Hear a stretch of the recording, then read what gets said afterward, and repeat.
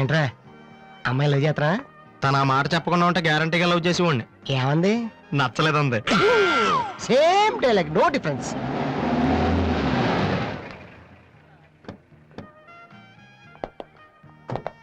వాసు ఎవరు? నువ్వా? పిలుచుకొస్తానండి. ఏమిటి విషయం? వారెంట్ ఉందా?